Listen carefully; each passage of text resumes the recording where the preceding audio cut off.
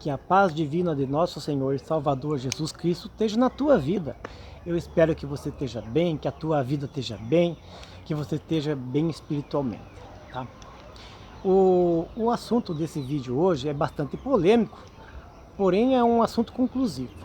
Existem assuntos que são polêmicos, ele parece que não tem fim, né? E um assunto conclusivo é aquele assunto que você já tem uma pré-definição, um conceito de que o assunto está encerrado. Então, por que eu digo que esse assunto é conclusivo? Porque após você escutar este vídeo, assistir esse vídeo, você vai tomar ciência do meu ponto de vista e talvez, eu acredito que muitos que estão vendo esse vídeo terão o mesmo ponto de vista conclusivo do assunto como eu. Qual que é o assunto de hoje? O assunto de hoje é questões loucas, dissensões. Muito bem. Você sabe o que é uma questão louca, uma dissensão? Bem, vamos explicar o que está acontecendo. Existe um movimento hoje, que ele ocorre, já tem uns 600 anos, mas hoje ele tem propagado maior com a tecnologia, que são os embates e discussões de questões das lacunas vazias da Bíblia Sagrada. E existe um foco no cristianismo. Você sabe qual que é o foco do cristianismo? Qual que é a meta do cristianismo? Do cristão? Então, vamos lá. Você deve saber. É a salvação. A se dá de que forma? Nascimento, conversão, santificação, aí você falece, né? E vai se reunir aos santos, né? Como está na astrologia bíblica, na teologia e no contexto das escrituras, como você vai ler a Bíblia Sagrada, né? Você vai para um lugar melhor, né? Uns falam céu, outros falam terceiro céu, e não importa se ele vai ser aqui nessa terra, se essa terra vai ser purificada, queimada e transformada, se virá o reino, se será no outro planeta, se vai ser em outra galáxia, se vai ser em outra dimensão, não importa como você acredita. A tua intenção é sair desse lugar, né, dessa vida terrena e passar por uma vida espiritual, uma vida eterna, né? Muitos provarão a morte, muitos não vão provar no arrebatamento, né? Quando muitos forem transformados com o corpo espiritual. A intenção do cristão, a meta, o norte do cristão é salvação. Discussões não são bem-vindas para a salvação. O que é bom no sentido de discussão é trocar ideias, conversar, discutir, discorrer assunto, não brigar. Enquanto as pessoas estão brigando por questões loucas, elas não estão evangelizando. Talvez você que está vendo esse vídeo hoje, irmão e irmã, percebeu que existem movimentos aí brigando na internet, nos grupos de WhatsApp, rede social, Facebook, simpósio, reuniões, bares, lanchonetes, panificadoras, até dentro dos ônibus as pessoas estão brigando. Quando toca-se no assunto em questão louca, as pessoas brigam, elas não sabem expressar a seu conhecimento de uma forma calma e singela, elas se alteram. Mas o que são as questões loucas que estão atrapalhando hoje o cristianismo? São temas que a Bíblia não deixa expressamente, literalmente, especificadamente, versículo por versículo, esmiuçando pedacinho em pedacinho. Deixa lacunas, são textos específicos, são mistérios, como dizem alguns. Bem, veja, são textos polêmicos. A esposa de Caim, a marca de Caim. Por que Davi fez tanta coisa errada e foi chamado homem segundo o coração de Deus? Como é que Jonas orou dentro do ventre da barriga da baleia, ou do grande peixe, como algumas traduções falam? Eu acho que nem existe tradução que fala baleia, a maioria fala grande peixe. Se existia, podem optar e comentar nos comentários do vídeo. Se Deus é uno, triuno, biuno, deidade, trindade, unidade, monodade. É tanta coisa. É tanto o assunto que as pessoas querem discorrer, coisas que não têm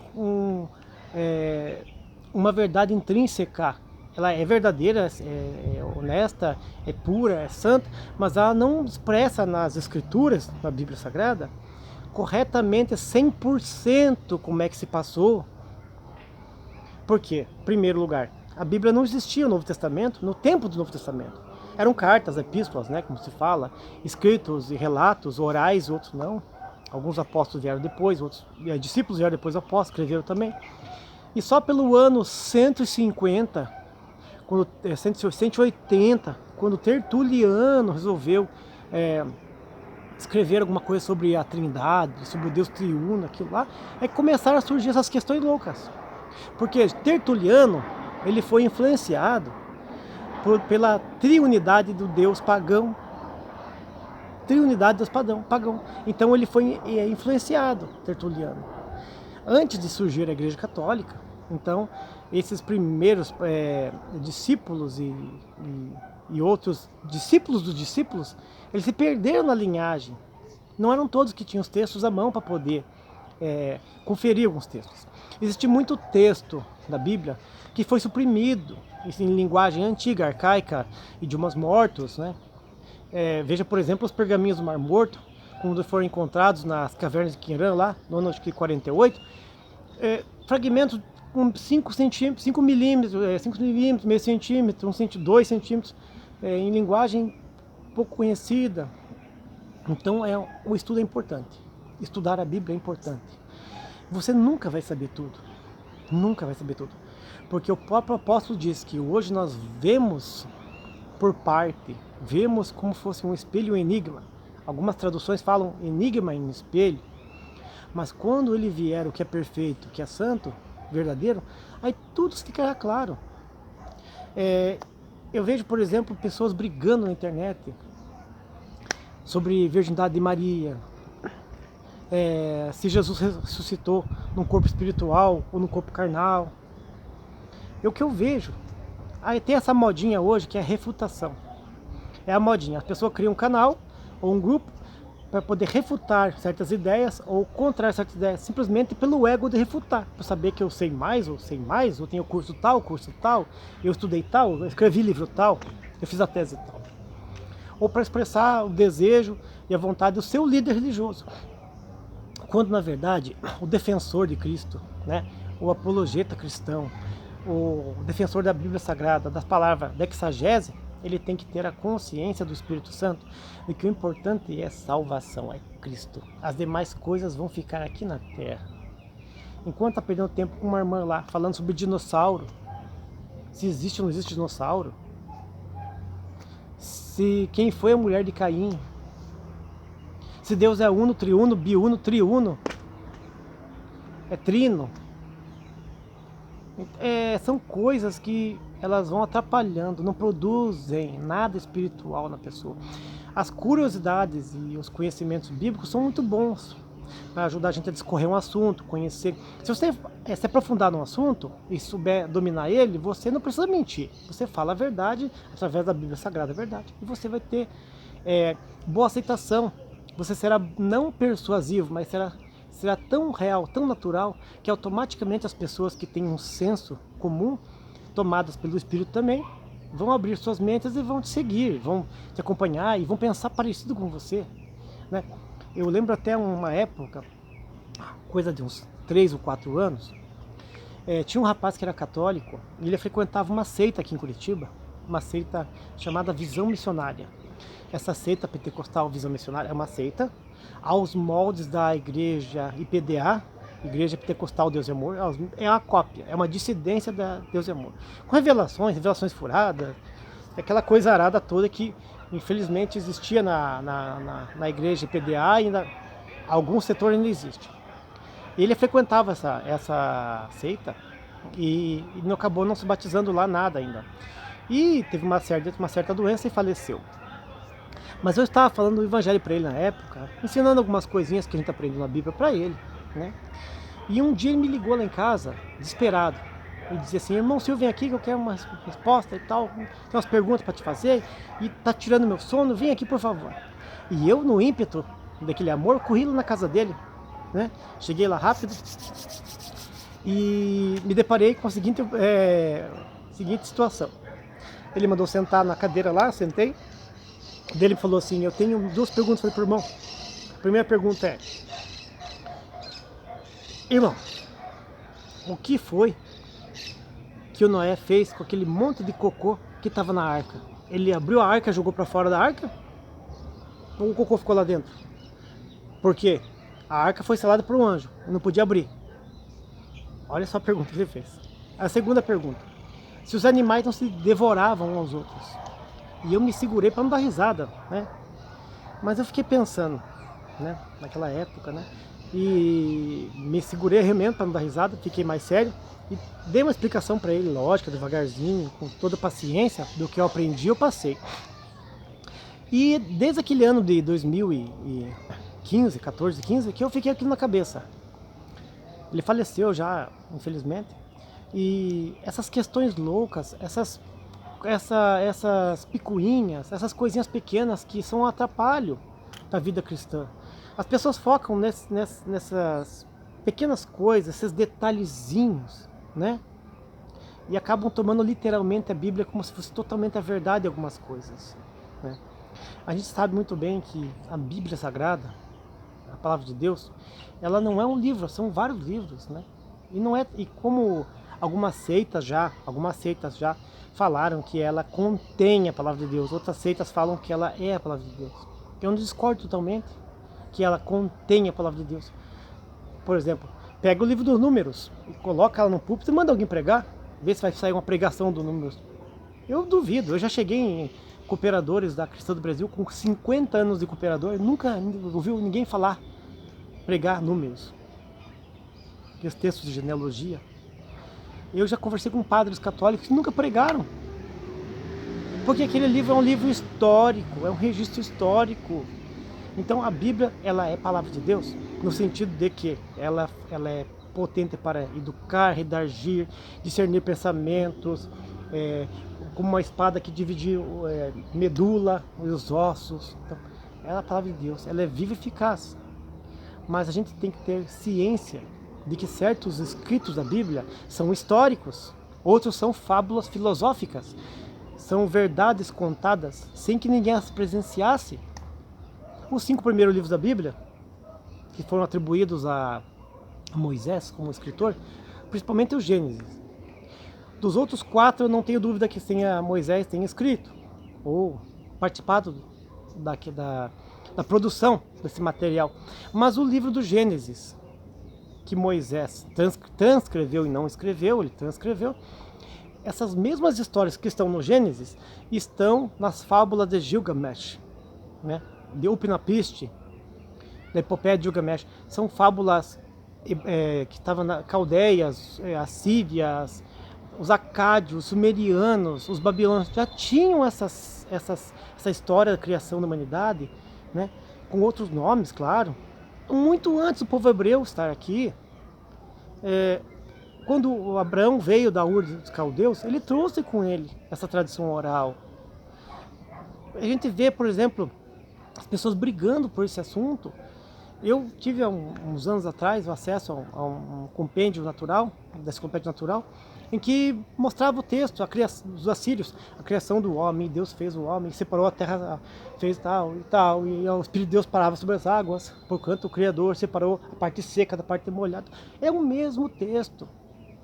Os personagens mudam de nome por causa das divergências culturais, né? E também, mas é a mesma analogia, é o mesmo texto. E não estou dizendo que é mentira, mas é uma fábula. As pessoas tomam a palavra fábula como se fosse uma farsa, uma mentira. Não. A fábula, no contexto original, ela vem do latim fabulare, falar. Então é uma forma de você falar, né?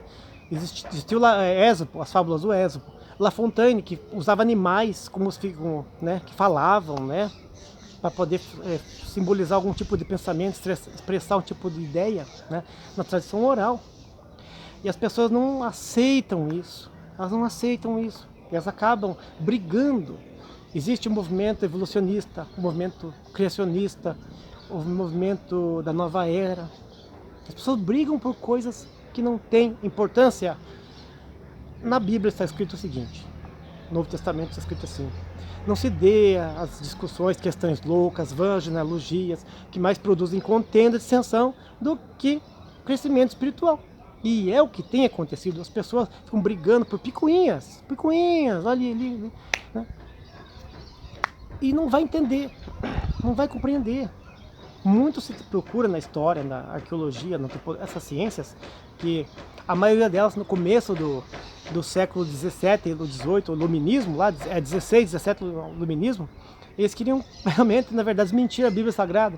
E a maioria desses cientistas, eles se converteram, porque chegaram no consenso de que Deus existe, e a natureza divina de Jesus Cristo e tudo mais. Então agora, nessa altura do campeonato, como se fala, nós voltarmos a esse rudimento lá do passado e brigar por causa dessas coisinhas. Ah, porque se existiu o dinossauro. Ah, porque é isso. Por que Deus descansou o sétimo dia? Ah, porque qual que é a marca de Caim? Só tinha Caim e Abel, aí Caim matou Abel. Aí Deus marcou Caim para que quem o encontrasse não o matasse. Mas quem que ia matar ele? Quem que ia matar ele se só tinha os dois? E assim por diante. Então essas questões loucas, elas devem ser deixadas de lado, porque não são produtivas. Temos que ter o foco em Cristo, o seu sacrifício vivo na cruz, a sua remissão dos nossos pecados, porque Ele levou sobre si todo aquele problema, toda aquela carga negativa, toda aquela coisa ruim, né? E nos deu liberdade. Nós somos livres. Cristo nos libertou para pregarmos o Evangelho, a boa notícia da salvação das almas. É esse o foco do cristianismo, né? O apóstolo Paulo, numa de suas cartas, que eu não lembro bem o capítulo, acredito que seja 13 Coríntios, eu acredito que seja 13, não lembro certinho agora, mas ele fala que hoje vemos por espelho em enigma. Algumas traduções falam enigma em espelho. Você viu aí no começo do vídeo, lá no dístico lá do vídeo, tem uma imagem que eu fiz lá, reproduzi uma imagem lá. Eu coloquei lá a imagem de uma lanterninha a pilha e uma lamparina, um lampião antigo, e daí tem um espelho borrado atrás, sujo, um espelho que estava embaixo da minha casa guardado aí, sujo, e a Bíblia Sagrada. Aquilo é uma alegoria que eu fiz. É a luz artificial tentando clarear a luz natural para poder mostrar a Bíblia através de um espelho embaçado. Eu fiz uma alegoria ali. Então, sabe-se, por exemplo, que no tempo do apóstolo Paulo, né, e não precisa ser muito tempo atrás, mas naquela época já era assim, né? Naquela época, lá no século I ainda, o que aconteceu? Não tinha esse espelho de vidro que temos hoje. Os espelhos eram feitos de metais nobres, principalmente a prata. E a prata oxida muito rápido, rapidamente ela escurece e vai ficando fosca. Então quem tinha um espelho em casa, tinha que ter dinheiro, né? Era de prata. Principalmente a parte onde você se enxerga ali, né? E o que acontece? A pessoa tinha que polir todo dia aquele espelho lá. Polir. Levava horas do dia, consumia um tempão precioso da pessoa. Pra ficar perfeitinho. E não ficava perfeitinho. No outro dia cedo, de tarde, conforme a temperatura já oxidava, já embaçava. Então a pessoa olhava aquela imagem no espelho, sim, olhava aquela imagem no espelho, e aquilo ali, ela já não satisfazia aquela pessoa. Aquela imagem que ela via ali já não era a mesma que ela consegue ver. Tinha algo que atrapalhava. Ela não conseguia ver nitidamente a sua face, como é que ela era, como é que era a sua realidade, né? Então é o que aconteceu. Por isso que o apóstolo diz que hoje vemos essas partes em mistério, né? Em enigma em espelho ou espelho em enigma, você pode usar qualquer tradução. Existem algumas diferenças para explicação sobre essa passagem, né? Eu estou utilizando ela nesse contexto para poder explicar a natureza de que nós temos que realmente focar na salvação, no sacrifício de Cristo e deixar de lado essas questões loucas, as vãs genealogias, essas lacunas bíblicas que ainda faltam nos textos. Esses dias eu falei o mesmo texto com um rapaz aqui perto de casa e ele loqueou comigo aqui, como diz aqui em Curitiba, ele loqueou, ele queria me subiu desse tamanho no salto e ficou, você está dizendo que a Bíblia está incompleta, que a Bíblia está o quê? Porque você virou herege, depois que você saiu da CCB você virou herege, porque você está frequentando a seita. Ele bloqueou aqui comigo, falou que a Bíblia está completa. Eu falei, mas a Bíblia está completa? Tá, então, tem certeza? Tenho. Então por que a Bíblia cita o livro de Enoque? Enoque foi transladado, né? Não está escrito no livro de Enoque? Aí você procura o livro de Enoque na Bíblia, não tem. Então tem escrito sim, que se perdeu com o tempo. Se você for pesquisar a história da Biblioteca de Alexandria, os primeiros discípulos, né? Quando surgiu o catolicismo, que é o Império Romano disfarçado de igreja, que é um paganismo, e Constantino tomou posse da igreja, então eles modificaram muito, muito, muito os textos, tudo. O que nós temos hoje, revisto e corrigido, no texto grego ou da Vulgata Latina, é bom. E já é o suficiente para a salvação. A palavra de Deus diz que toda a escritura é apta. Toda a escritura é perfeita no sentido de que proveitosa para retargar, incidir, ensinar, corrigir e assim por diante. Toda escritura inspirada por Deus é proveitosa, mas aí inspirada por Deus. Inspirada por Deus. Porque tem texto que é histórico, que é relato, coisas da lei moral. Deuteronômio mesmo tem um monte de coisa. Levítico tem um monte de coisa que não se usa, não vai se usar. Então a gente não se atém a esses detalhes aí que se falam de cronologia, analogia, detalhes de roupa, do que comiam, usos e costumes, doutrinas, quem foi a mulher de Caim, quem que ia matar Caim, por isso que marcaram Caim com a marca, qual que é a marca. As pessoas começam a procurar esses detalhes, não acham, aí elas criam suposições. Essa suposição vira hipótese, e essa hipótese ela começa a espalhar como boato, e de repente, a hora que você vê, o camarada funda uma igreja, uma célula, um grupo, e aquilo vira um dogma, e de dogma vira uma verdade, e começa a espalhar. E assim surgiu a predestinação, assim surgiu o arminianismo, e assim foi indo, né? Pessoas corajosas como Lutero tiveram pulso firme, João Hus, eles tiveram pulso firme de peitar um sistema religioso que era herético, mas depois deles surgiu-se mais heresias por parte de pessoas que começaram um bom trabalho.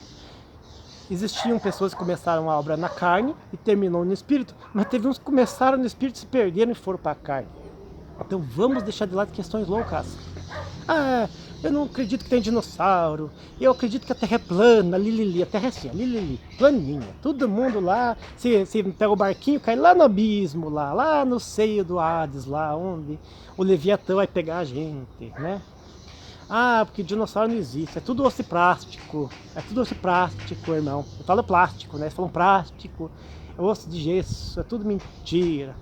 Gente, olha que século nós estamos no altura do campeonato. As escrituras, elas servem para nos levar a Cristo, não a picuinhas. Eu sei que esse vídeo vai ser bastante criticado, vai ter muita gente comentar, eu espero que comente, né? Você tem o direito de comentar, se concordar ou não concordar.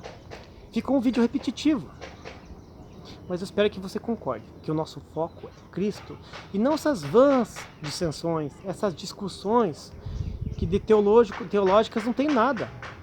Para ser teológica tem que ter um estudo em cima, tem que ter antropologia, tem que ter arqueologia, e tem que ter a paleontologia, né?